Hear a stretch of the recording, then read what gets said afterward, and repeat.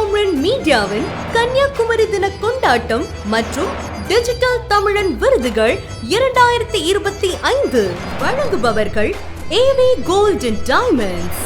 சூரிய ஒளி கலைஞன் விருது. கற்களில் செதுக்கி காகிதத்தில் தீட்டிய காலமெல்லாம் யாவரும் அறிந்ததே.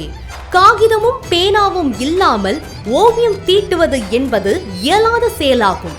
நவீன யுகத்தில் கணிப்பொறியில் வரைந்து பல வண்ண அச்சுப்பூச்சுகளை பயன்படுத்தி இயந்திரங்கள் நம்முடைய கரங்களில் ஓவியத்தை கொடுக்கின்றன. இவற்றையெல்லாம் கடந்து வெறும் சூரிய ஒளியில் ஓவியத்தை தீட்டுவது வியப்புக்குரியது. கதிரவன் சுட்டெரிக்கும் பொழுதில் நிழல் தேடும் மனிதர்களுக்கு நடுவில் வெயிலை தேடும் கலைஞன். ஆம், ஒளியானது அவருடைய வாழ்வில் புதிய திருப்பத்தை கொடுத்தது. உச்சி வெயில் சுழன்றடிக்க கையில் லென்ஸுடன் பிசகு மாறாமல் நேர்த்தியாக சூரிய ஒளியில் சித்திரம் படைக்கும் திறமையாளர்.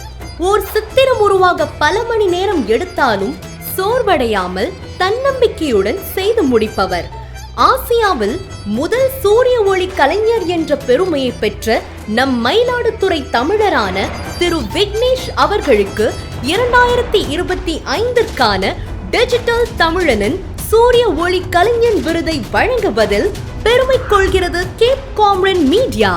டிஜிட்டல் தமிழாவா, தமிழை டிஜிட்டல் யுகத்தில் தான் மரபுகள் பாடிக்கொண்டே வா, விருதுகள் வாங்கி செல்ல கேப் காம்ரன் மீடியா.